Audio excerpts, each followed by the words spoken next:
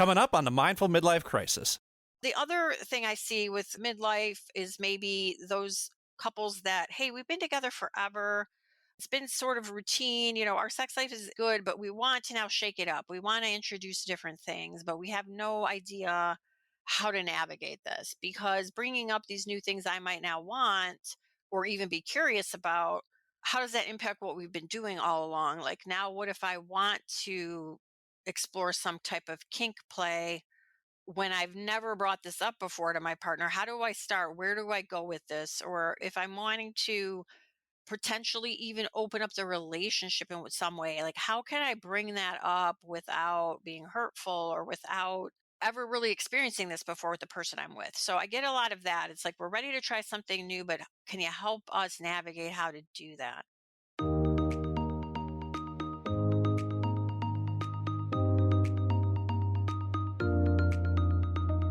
Welcome to the Mindful Midlife Crisis, a podcast for people navigating the complexities and possibilities of life's second half.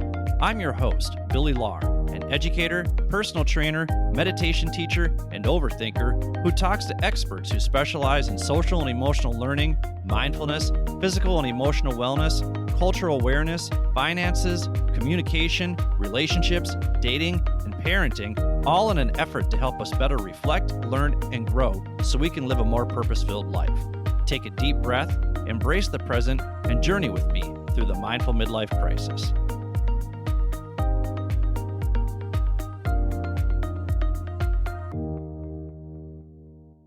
Welcome to the Mindful Midlife Crisis. I'm your host, Billy Lahr. Thank you for tuning in wherever you are. The purpose of the show is to provide a platform that gives people the space and permission to share their expertise and life experiences in order to help others navigate the complexities and possibilities of life's second half. Now, just to be clear, you don't have to wait until your 30s, 40s, or 50s to apply this free and useful information.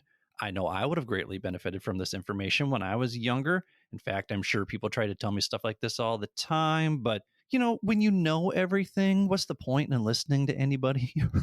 Right?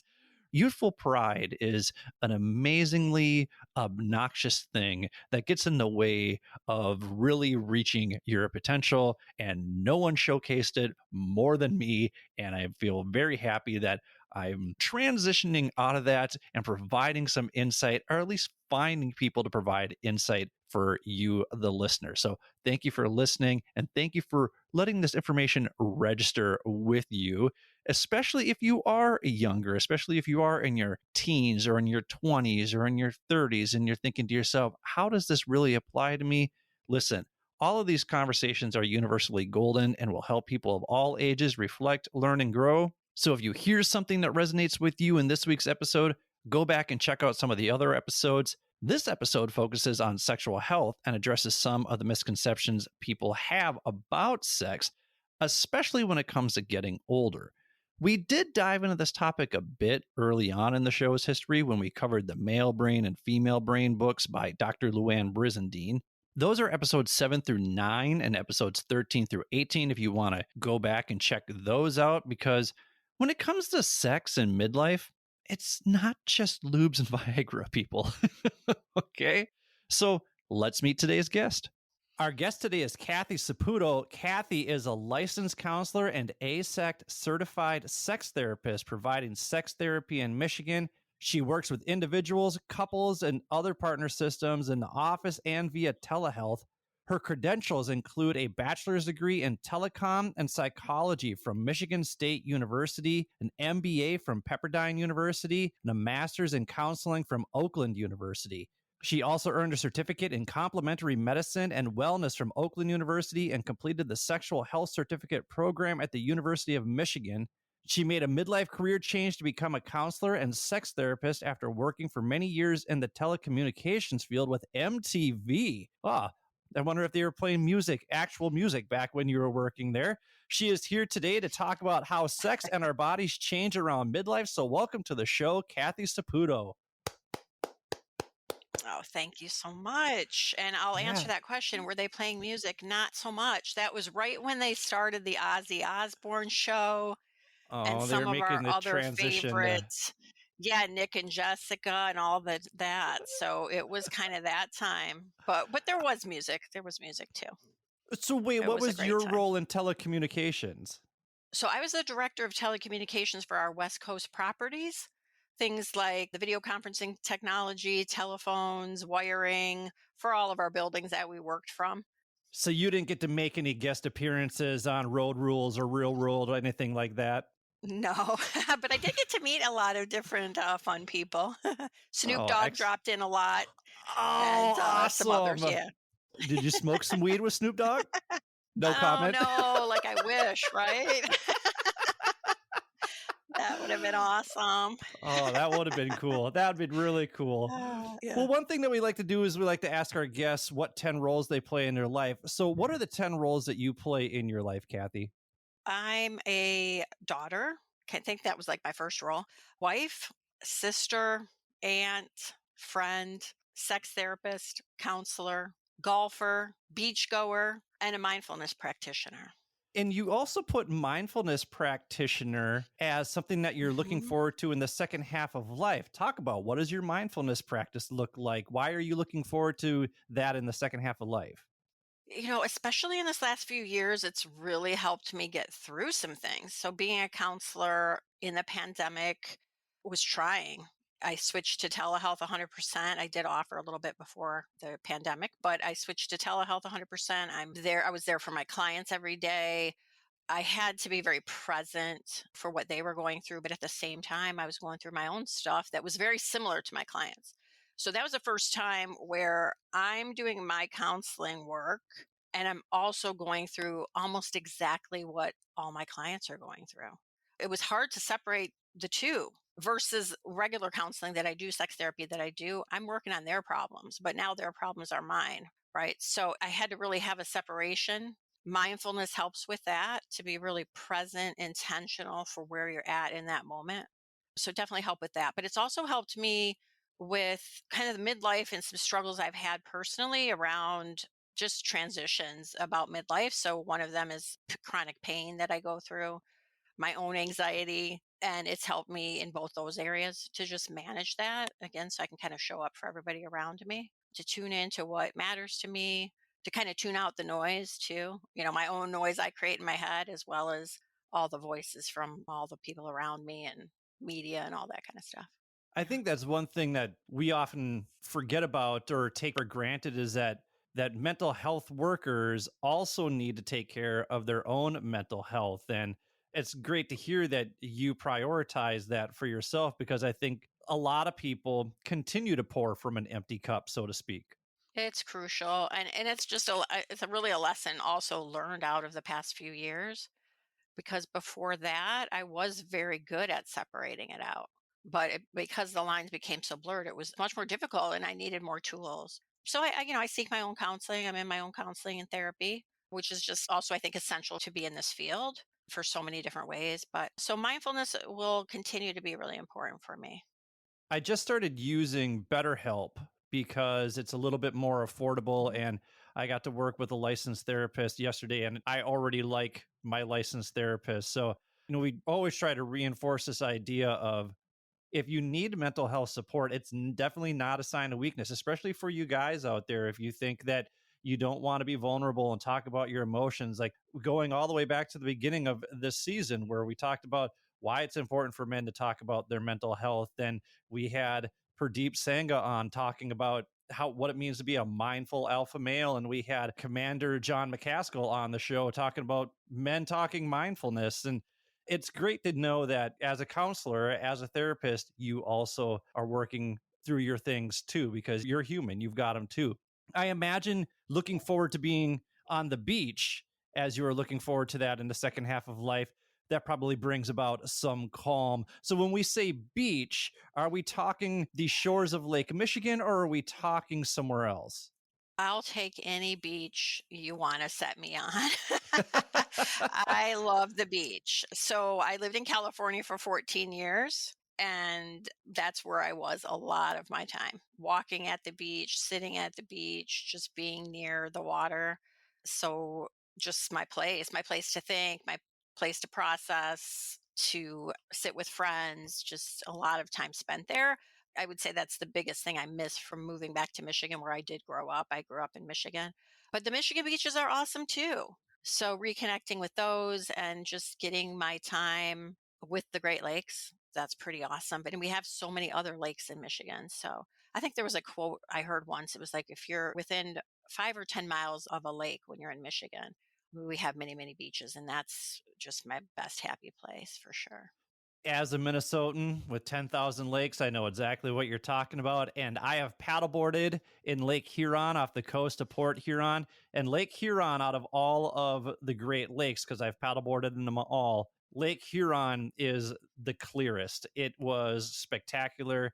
In Port Huron is just a real nice, quiet town. If people are looking for a quiet getaway, Port Huron, I strongly recommend it. It's not necessarily the fanciest place that you're going to go visit, but it's a quiet getaway for sure. Okay. Well, sometimes that's what you want, just a kind of quiet, peace, calm. That's a good place for it. And you're also looking forward to being a wife in the second half of life. So talk a little bit more about that. I am. I want to just continue to be a wife and get better at it because this is new to me. So I've been married for 7 years, married in midlife, and before that, never married. So to be a wife starting in my 40s, it was like, how do I kind of do this? I've been single for so long. I've been living on my own a lot. I haven't had to share a bed. Like, how do I kind of make room for somebody else? And then ongoing, how do you continue to bring everything, your best version of yourself there, but also like what they need? What I don't know. It's a lot of work. It's a lot of work, but I'm loving it. And it's a fun adjustment. And it's perfect that it happened for me when it did. So I want to just be the best I can there and keep working on it. I really resonate with that because 45, never been married, no kids, and I've lived with somebody for 2 years, but that's really the only time that I have ever shared a space with somebody. And even when I dated someone for 5.5 years, we lived a mile and a half away from each other. So I just used to tell people we live together. Our hallway is just a mile and a half long. But There you she was never interested in living together. And we talked about it wasn't me that she didn't want to live with. She just didn't know how to live with anybody, just to be clear about that. But it is go. funny to think about what kind of adjustments you have to make because if you got married in your 40s and I'm looking at like if I ever do cohabitate with somebody, it's going to be in my mid to late 40s. You have a lot of routines established. You just kind of know what you like and things go here and this is your routines. I imagine that there were a lot of concessions or compromises and conversations that needed to be had in the first few years of your relationship. Are you still having those conversations? Because 7 years, you still say you're new to being a wife. I feel like I'm pretty new at it still. Yeah, I mean, we're still having those kinds of conversations. So I moved into a home that he had. It would have been different for me had somebody moved into my home, but I moved into theirs. So I think I was more flexible because I was moving into their space. I think if they had moved into mine, not so, I would have been maybe a little more territorial. But it was moving into their space and a space that they had shared with their prior wife, their prior spouse. So adjusting to kind of the remnants of that was a lot. In time, I repainted the whole house, got rid of some of the pictures and things that were there, moved things around, reconstructed that sort of things to kind of make it my own. But my husband is not fond of change. So it's a slow turnaround there, but he's flexible and he's pretty good about just do what makes you happy. If that's what you need, paint the wall a different color if that makes you happy. So I'm fortunate there. But yeah, there's still a lot to negotiate and work on and realize. And 7 years seems fresh and new to me still. Well, I imagine you utilize your roles as a therapist when you have those conversations. So let's do this. We're going to take a quick break and we're going to talk more about this role as a sex therapist because this is a new role to me. I am very interested in having this conversation because I am unfamiliar with what a sex therapist does. And those of you out there, if you're unfamiliar as well and you're curious, what is sex therapy? Stick around. We're going to talk to Cathy about that. Thank you for listening to the Mindful Midlife Crisis. Thank you for listening to the Mindful Midlife Crisis. If you're enjoying what you've heard so far, please do me a favor and hit the subscribe button. Also, giving the show a quick 5-star review with a few kind words helps others find and benefit from this podcast just like you are. Finally, please spread the wealth of free knowledge and advice in this episode by sharing it with the people in your life who may find this information and my mission to help others live a more purpose-filled life valuable. My hope is that these conversations resonate with others and inspire people to live their best lives. Thanks again. And now, back to the show. Welcome back to the Mindful Midlife Crisis. We are here with licensed counselor and AASECT certified sex therapist, Cathy Saputo. You can follow her on Instagram at Michigan Sex Therapy. She's also on Facebook at Saputo Counseling. You can go to www.saputocounseling.com. And yeah, we will put all of that in the show notes. Be sure to take a look at that. So as I mentioned before, Cathy, usually when I have a guest on, I try to pride myself in asking questions they've never been asked before. But when it comes to sex therapy, I really don't have much of an understanding of your area of expertise. Now, that's not to say that I don't have an understanding of sex. I just want to be very clear about that. But in terms of sex Yes, I'm sure you therapy, have a thorough understanding. in terms of sex therapy, why do people seek out your services? Many different reasons. Probably some that are obvious and maybe some that are less obvious. I think some of the ones that maybe people are familiar with is maybe a sexual functioning issue. So maybe we're talking about ED, PE, some kind of diagnosed medical reason you might see me. There's What's also a lot of PE? relationship premature ejaculation. Oh, got it. Okay, thank you. Yep, and erectile dysfunction. So people might see me for it's usually self-diagnosed, I would say, that they'd conclude I have PE or ED or some kind of problematic sex situation going on. I would say most of the time it's not really truly a diagnosis, it's just maybe a dissatisfaction, a disappointment with what's going on for someone and they say, I have a problem and I want to come in. Or maybe their partner has said something about how the sex life is going. But it's a lot of relationship stuff. It's a lot of like relationship loss, divorce, breakups, losses because of health issues, anxiety that plays into sexual health. So, for example, with the PE, it might be, an anxiety really about feeling you have to please a partner, feeling that you have to measure up to something you've read about or seen, just different kind of myths that you are trying to kind of believe in and play out. The anxiety plays a big role. So I'm also talking with people about life changes, stages of our life that affect sexual health. Particularly, I like to help people through perimenopause and menopause, that change that happens, at midlife or sometimes for medical reasons. But there's a lot that comes with those changes that are kind of taken for granted, not talked about a lot. So, in addition to like the physical symptoms of that stage, there's a lot of anxiety that comes up in that stage, self doubt, depression, concerns, sexual changes that happen. So that's pretty heavy on everyone involved, whatever the gender of the person, that it affects kind of the system. So also I work and specialize in out of control sexual behavior. So helping people through what they say feels out of control for them, whether it be like pornography use or just some kind of sexual behavior that they're engaged with. So a lot of different reasons that somebody would come to meet with me. I understand why anxiety may cause erectile dysfunction.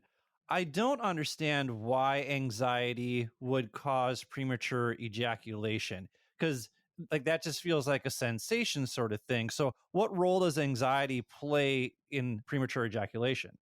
What I find happens a lot is in the early part of our life when we're experimenting with ourselves, with masturbation, with self pleasure, our own bodies. Lots of times that's done in secrecy, in privacy. We're hiding it. We're getting it over with as quickly as possible. We're not wanting anybody to know about it. We're uncomfortable. We don't even necessarily know what's going on for ourselves physically. We get in a habit of it being over with as quick as possible. So now we've got a partner and we want to show up in the way that, we believe is going to be pleasing to them, that it's going to be pleasurable. that we can get engaged and connect in this way through sex and intimacy.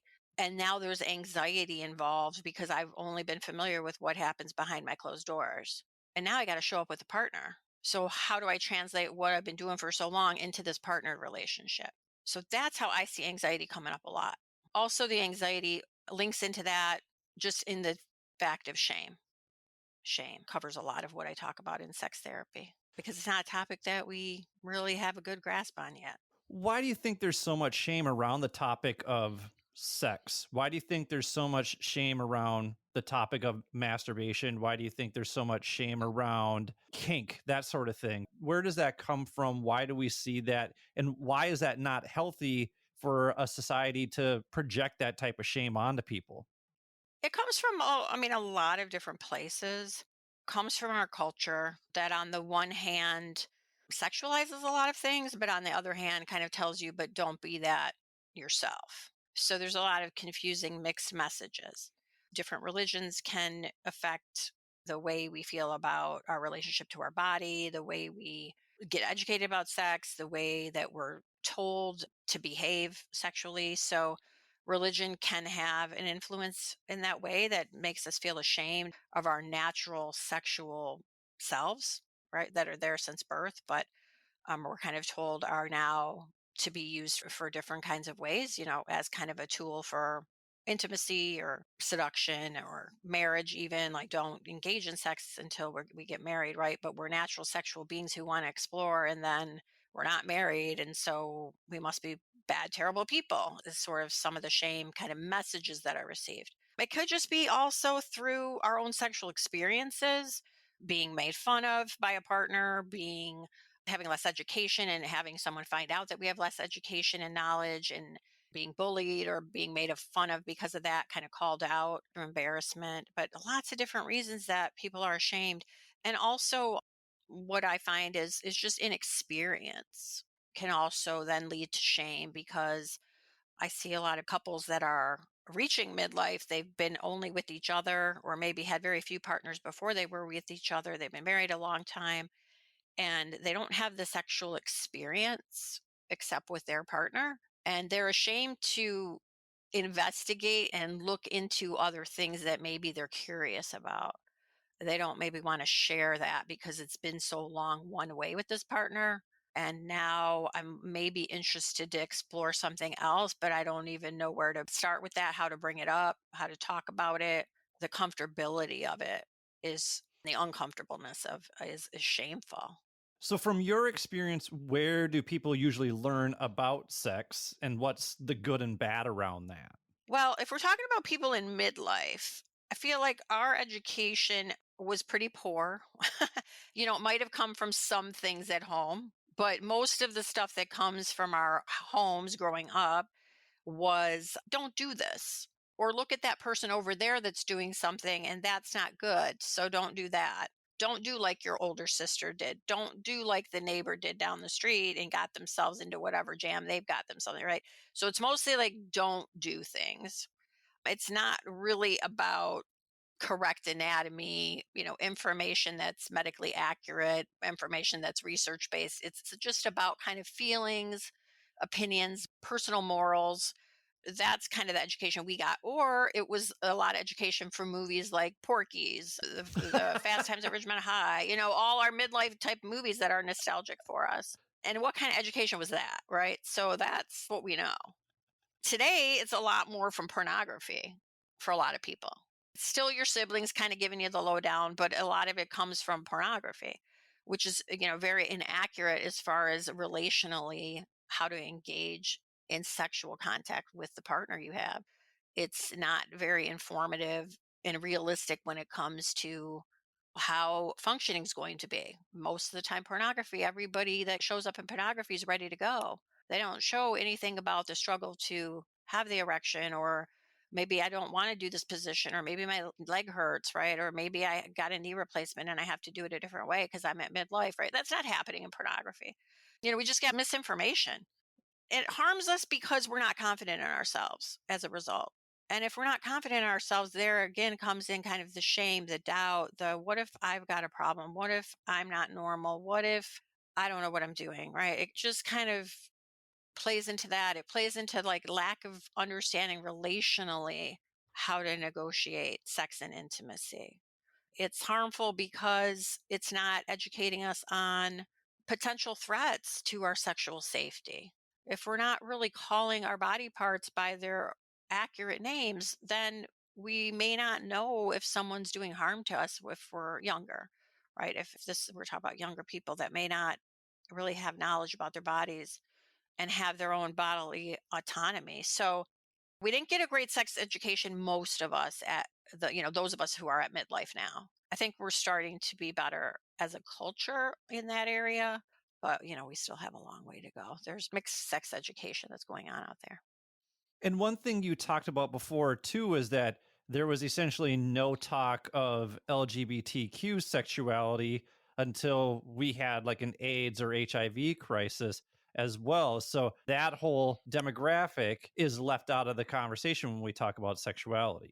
Yeah, definitely for us in midlife, it definitely was. And you're right, until kind of the crisis, which then we blamed or punished or called out gay males at that time. And certainly that's not the way to educate. That's not the way to educate, is to blame and, again, kind of through judgment and morality decisions, determine our sexuality. Much better at that now in inclusivity and reaching all demographics around our sexual health. But we still have a long way to go, because actually in the United States, our states each individually have laws around teaching sex education and whether that's going to happen in schools or not. And not all states have any type of directive as it relates to sex education in the schools. Some of the states that do have them also say that they don't even hold them accountable to being medically accurate information when they teach. So, not that I'm saying necessarily school's the best place. I'm just saying we just don't have these guidelines. Like, there's not the space for it. So it's a tough conversation about sexual health and education. As a former educator, I don't know that school is the best place for sex ed.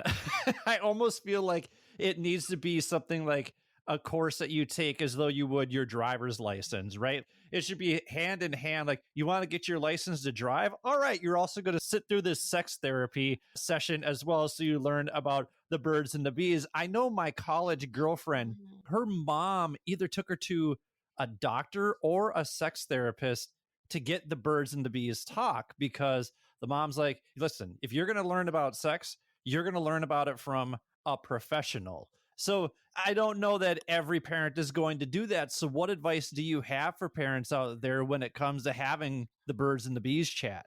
Yeah, and that's interesting as you're saying that about going to a professional such as a medical provider, doctor, physician, maybe OBGYN. I hear from a lot of clients that have asked some of the same questions they might ask somebody like me. They didn't really get answers there. They didn't get medically accurate information. Our medical professionals are also not necessarily trained in sexual health. They may have a course at some point. They may talk about a subject for inside of their, a few of their courses, like on anatomy or something like that. They still don't have the relational aspect. They have the biology, they have the medical piece of it, but they don't have like the real world application piece of it. So you'll still get kind of the anatomy lesson, but you might not get what you need to actually be in a sexually intimate experience with another person or even yourself. So I think any parent, first and foremost, just listen, spend a little bit more time listening. And that's where maybe the mindfulness comes in. Be a listener, be intentional, be with your child if they're asking particular questions. The child is curious, and you don't have to have all the answers, but you can meet them where they're at in the question they're asking. And you don't have to elaborate and know everything about sex and sexuality, right? Because you probably don't anyway, but it's okay. You don't have to. Just start where they're at. And if you don't have that information, find it. Find that medically accurate information so that you can then both learn or offer to learn together. You don't have to be all knowing. So, kind of humble ourselves up to the fact that, yeah, we probably don't know enough about this and we need to seek out those that do. I mean, that's awesome for your friend, that let's seek out somebody that actually has some of these answers. Then, in addition, talk about bodily autonomy, talk about consent, pregnancy, pleasure. Absolutely talk about sexual pleasure as being, one of the reasons we're going to engage in this activity, and deciding for yourself what is pleasurable and when to say no to something. that consent piece, inform your child. But, if you have no idea where to start with this, there's organizations out there that can help you to get that dialogue, to give you the information. One of the places I like to send people is to the American Sexual Health Organization. They have a great piece there for parents that gives you links to a lot of other resources to talk about gender, to talk about sexual orientation, to just talk and to address areas that maybe as a parent you don't feel comfortable addressing.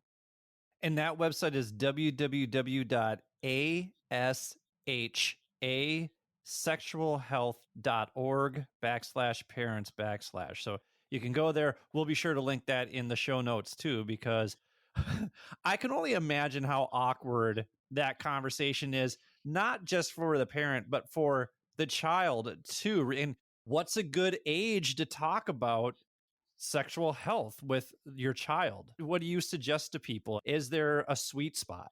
Well, I think again, it's like whenever they ask a question is when you're going to want to have an answer, right? And even if the answer is, I'm not really sure, but let's go find out. So some of these questions come very early. Some of it's just the child's looking down at their body going, wait, my body looks different than my sister's or my brother's or my other friend or whoever, right? Like, why is this the case? What's going on? What is this? Call their body parts by their accurate names. Don't say down there, call it a penis, call it a vulva. Just use the language that's accurate. Starting there. But again, it's not that you have to give all the information about sex because they're asking what's going on. It's just that's a starting point, and then we build. So you continue to kind of scaffold up as we go through our ages. But certainly when the questions are being asked, we definitely want to answer them. If no questions are asked, you also want to maybe get curious about like how approachable are you to your kids asking these kinds of questions. They might feel they can't. And where are they going to go then to find it out? They're going to go online. They're going to go to their friends. So sometimes it's like maybe start that conversation.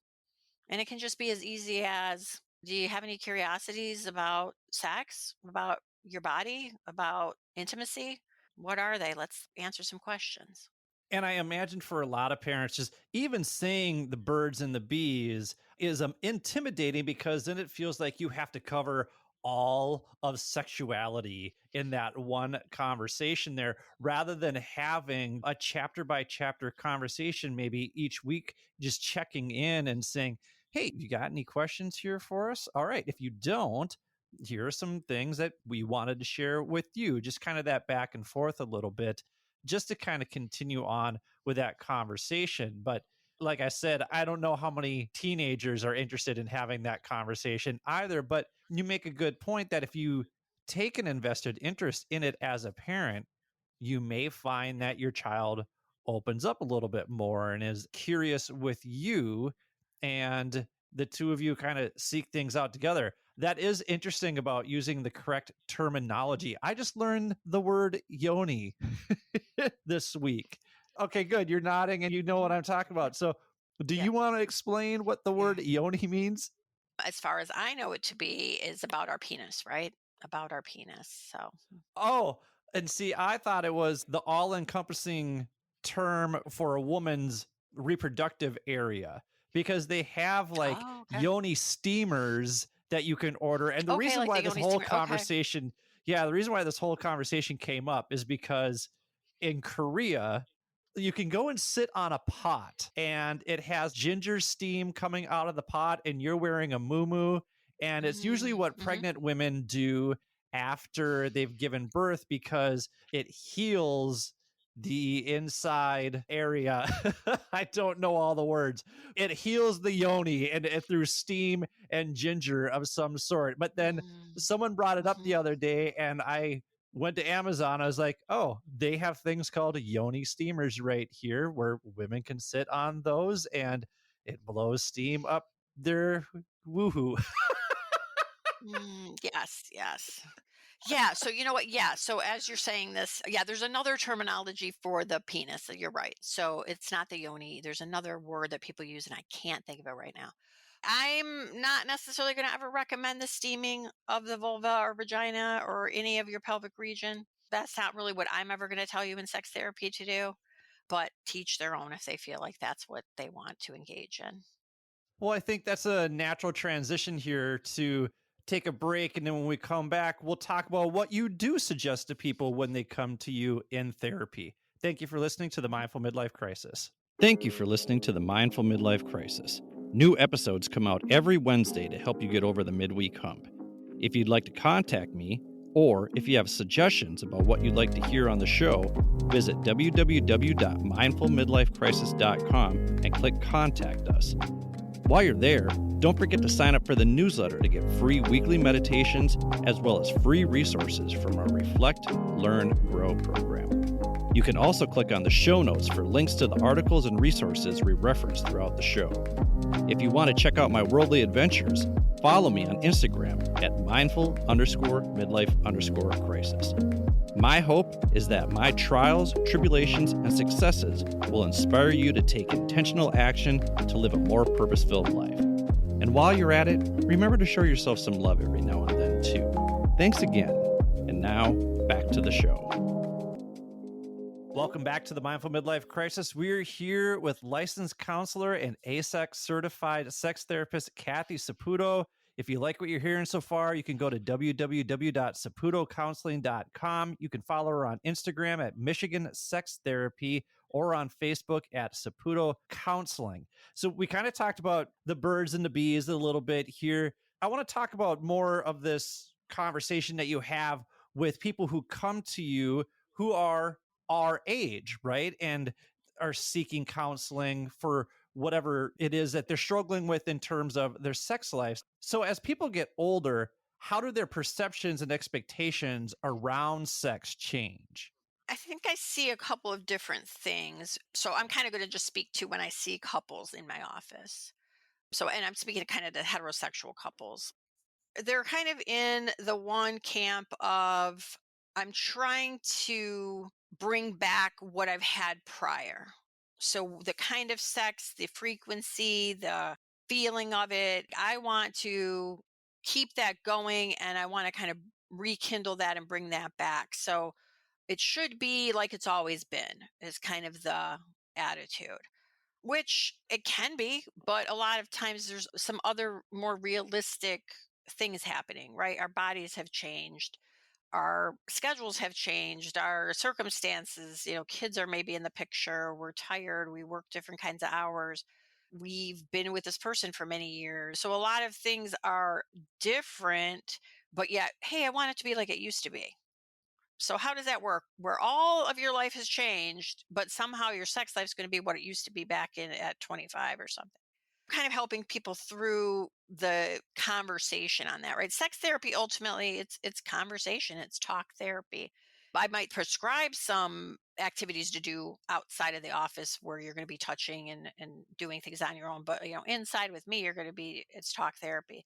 The other thing I see with midlife is maybe those couples that, hey, we've been together forever, it's been sort of routine. Our sex life is good, but we want to now shake it up. We want to introduce different things, but we have no idea how to navigate this because bringing up these new things I might now want or even be curious about, how does that impact what we've been doing all along? Like, now, what if I want to explore some type of kink play when I've never brought this up before to my partner? How do I start? Where do I go with this? Or if I'm wanting to potentially even open up the relationship in some way, like how can I bring that up without being hurtful or without ever really experiencing this before with the person I'm with? So I get a lot of that. It's like we're ready to try something new, but can you help us navigate how to do that?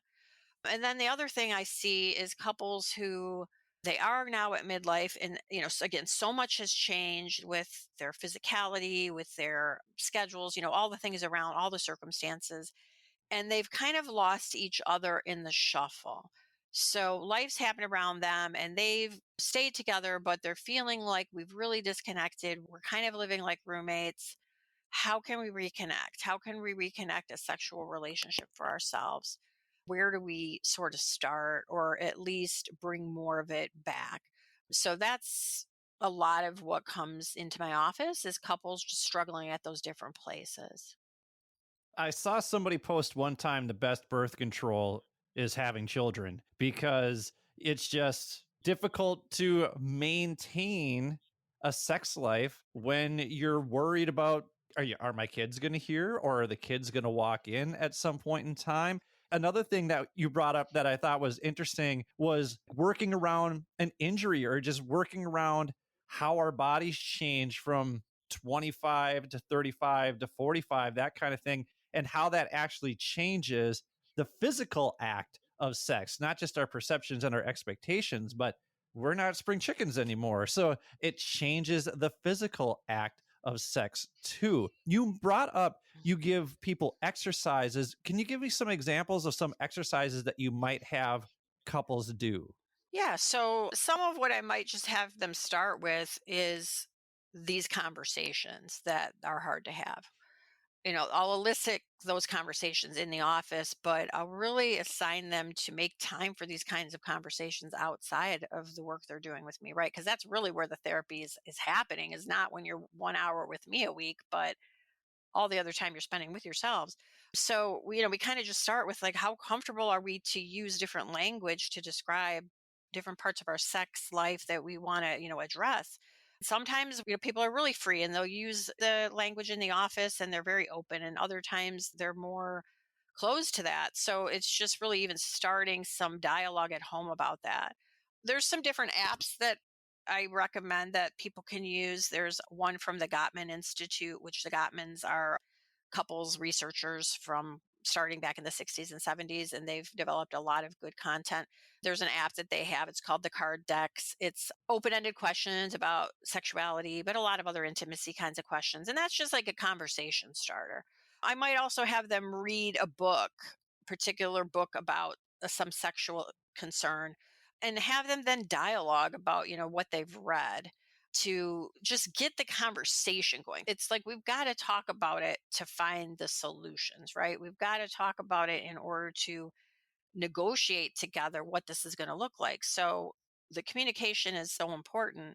So those are some ways like that you might get started on just having a conversation. The next thing I might have people do is actual physical touch exercises. So that may be not necessarily sexual physical touch, but it might be just getting a long hug in every day to really reconnect. It might be sitting closer on the couch together and laying on each other, or giving back massages, shampooing each other's heads, but getting some way to be more physically connected to each other. So all the homework, if you want to call it that, I assign is not mandatory. I'm not grading it when they come back. I'm not scolding them if they don't get it done, but I provide different suggestions to experiment with and to kind of see what sticks. And to see, like, are you a person that's going to go read a book? Maybe you are, maybe you aren't. Maybe you're more of a podcaster, right? So I'm going to have you tune into a podcast. I'm going to have match whatever works for you, but I'm going to find that out through kind of giving some assignments and seeing kind of what sticks. What's something that is seen as taboo or completely misunderstood, but is actually far more common than one might think? Well, I think one thing is group sex. A lot of people might think that's kinky, that's not to be had, threesomes, right? But really, it's a very common sexual fantasy, group sex, having a threesome. It was the number one fantasy in some research that the Kinsey Institute did. So it's very common, but we're not talking to our friends saying, hey, I want to go have some group sex this weekend, right? We're not really talking about it, but we're thinking about it. We're fantasizing about it. And for some of us, we're doing it. It's interesting when these kind of conversations come up with people that I've even just gone on dates with or dated for a short amount of time. How many of them have had threesomes, or how many of them, like, that's their number one fantasy, that's what they want to explore. So it's very interesting that it seems to be a common fantasy, but again, it's rather taboo. You have something in here that really stunned me a bit here in terms of what is seen as taboo, but you actually have this conversation quite a bit with straight men who identify as straight, but they're having sex with other straight men. Can you talk about that? I don't know statistically like how much this is out there. One thing about sex research, right, is that we're not in your home observing your actual behavior. So when we cite sex research, it's almost always a self report type of study. Somebody's getting interviewed, and how much do you do this thing? How much do you fantasize about that? How many? We're not necessarily getting the truth all the time, right? We have to understand that.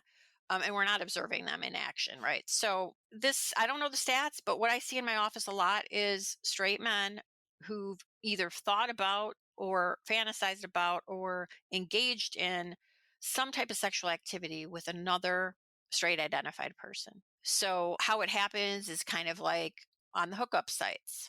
They might kind of put their profile out looking for couples, let's say, hey, I'm looking for a couple to have maybe that threesome with.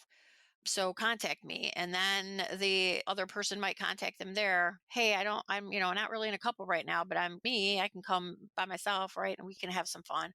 It's really just about the release, the fun of the act, the getting into the action of the sexual behavior, but it's not an orientation. It's not an orientation that I'm sexually attracted or interested in falling in romantic love or dating or any kind of a relationship with, but that sexual act's appealing to me. I want to get off. I want to release. I want to have fun. I want an escape from my life. I want to just have some stress relieved. And maybe I'm not getting something at home, or maybe I am, but I still don't have the frequency I want. But for many different reasons, I do see men in my office tell me it's either happened for them that they've had sex with another man or they're interested in it. Is it pathological? I don't think so. It's not a pathological thing. It's just a biological thing, and it's fun, it's pleasure, but they're not telling their partners about it. It's interesting to me that it's same sex, that they're not pursuing someone of the opposite sex, but they're pursuing somebody, or they're trying to hook up with somebody who, or they have a fantasy about same sex. Is there more to that? What do they talk about? Or if you ask them about that, like what's the draw? What is the attraction to someone who's same sex if they identify as straight? Different answers to that from what, the people I've talked to in my office. Some of it is I'm not having the kind of sex I would like at home with my partner, with my wife, and I still want to experience this kind of pleasure, let's say oral sex. And it's just not happening at home, but I love my partner. I want to stay with them. I want to keep my family intact. I don't want to ruin what I've got. This is wonderful. I feel really great about who I'm with and where I'm at, but I want this other kind of sexual engagement. And this is a kind of no strings attached, easy to get off scenario where also most likely the other person wants to keep this quiet. I want to keep this quiet. I'm not going to upset my marriage by engaging in this. So that's like one of the scenarios. The other one might be simple curiosity, kind of like, hey, I know how this is for me, but I kind of want to see how this might be with the same sex. Like I know how I experience it, but I want to kind of see if I can bring that pleasure to somebody else. So some of it's just like that kind of curiosity of that.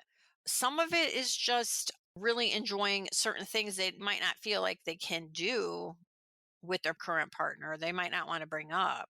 So some of it's just like, hey, I've got this kinky side, whether it's, some type of fetish or interest in BDSM or something like that. Like I can explore this over here because, BDSM does not necessarily have to be sexual interaction. It can be just more about, the dominance, the control, the scene and the scenario. I want some of that, but I don't, again, my partner's like not kinky, not into that. So I'll go over here. You've brought up kink a couple times here, and on your website, you say that you're a kink affirming therapist. I just need a little bit more understanding of what you mean by that. I'm guessing that you're saying, like, hey, it doesn't matter how kinky you are, you can let your freak flag fly here in my office. But what conversations are you having with people around kink? Kink itself, it can mean any type of really sexual relational expression that's kind of considered outside the norm or mainstream.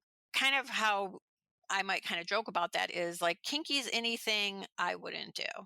Right? It's like that's kind of the perspective. It's right. It's like kinky is if something I'm going to do, it's not kinky. If it's something you're going to do that I wouldn't do, oh, and now it's kinky. That's part of it. From culture to culture, it's going to vary what that looks like. From person to person, it's going to, there's not one just this is absolutely kinky. It might be power dynamic play. It might be sensation play. It might be fetishes, age play, dominance, control. Yes, in my office, it's whatever you want to bring without judgment. Now, with that too, I'm fully aware that I'm going to naturally have my own history and my own bias that's going to be there, but I work really hard to understand, to leave that at the door. I work really hard to not bring my morals, my opinions, my preferences to my work. It's going to be like, look, I've got to leave that at the door to be here with you so that you have a safe space for anything you want to bring up here. Because I don't want to be another person in your life that's going to shame you or judge you or decide that something you're doing is icky or wrong. I want to affirm you. And with that being kink affirming, it's also using the strengths of that kinkiness in our therapy together. What I mean by that is, maybe somebody who does engage in, let's say, a submissive relationship, maybe there's the submissive person. Okay, what strengths being a submissive can you kind of utilize in therapy? You follow directions well. So I'm going to give you some homework. It's likely you'll read the book I suggest. It's likely you'll find a podcast interesting that I suggest. You'll follow through, right? So I'll know that. I mean, this is collaborative. This is something I work with them on. It's not my authority in the room with that. It's just that, hey, this is kind of a strength, right? That you do follow these rules. So let's establish some here so we can make this effective for therapy. It's bringing in that kinkiness as another asset and strength to what we can work on together. And then I imagine that kink, or if sexual behavior gets to the point where it's out of control, then you utilize what you call the out of control sexual behavioral model and the 6 principles here. So can you talk about what is that? Anybody that feels like any of their sexual behavior is out of control, and it can be kinky things or it can be just anything. Lots of times it's masturbation and porn. Is like, I feel like I'm masturbating more than I should, whatever that even means, right? But somehow this is affecting my life negatively, I perceive, and I'm seeking out help to manage this. So the out of control sexual behavior model, it's focused on a sexual health plan. It's working with that individual to develop their own sexual health plan. And it includes the principles of consent so that it's voluntary for all involved, that it's non exploitive. So it's not using coercion or power or status, that they're protecting themselves from any STIs, HIV, pregnancy. It's being mindful that if I may be in a relationship with someone else that gets affected by my actions, right? So it wants to be protective. It's being honest with ourselves and our partners. So honesty is a principle, shared values, and mutual pleasure. And I think that idea of mutual pleasure is really important when we talk about the conversations that need to be had, because one thing that you stress over and over on your website is consensual relationships, consensual sexual connections. Yeah, it's important. I'm not here to ever coerce anyone into doing something they don't want to do. So this will happen sometimes in my office where a partner sort of got drug in here by another partner. I don't like what they're doing. Can you kind of help me convince them to behave the way I want them to, type of thing? That's not what we're here for in sex therapy, right? We want this to be a mutually consenting scenario. No one's going to feel coerced or exploited by being here. Well, Cathy, this was a really fascinating conversation, and I'm very glad that we got to have it. Thank you for sharing your expertise with us. If you want more from Cathy, you can go to www.saputocounseling.com. Cathy is offering a group soon for people wanting to enhance their sexual pleasure using psychoeducation and a mindfulness. It's coming January of 2023. You said you're going to do it mostly in office, but you're considering an online format too? Yeah, it'll be a workshop, so it may be offered online. I love that I'm back in my office after COVID and then the whole pandemic. I love that I'm seeing people in my office. I still see plenty of people on telehealth, but I love being here in space with people, and I really want to offer that workshop in person. I mean, obviously being respectful of safety and all of that, so we'll see where we're at that time. The reason it's a little bit out in the future is just kind of some construction that we're doing here in our office space. But it could possibly move online too. So you could maybe find that. We'll Yeah, see. so be sure to check her out there. You can also go to Instagram and give her a follow at Michigan Sex Therapy or on Facebook at Saputo Counseling. You can find her on LinkedIn too at Cathy Saputo. Cathy, thank you so much. I really appreciate your expertise. Thank you. Thank you so much.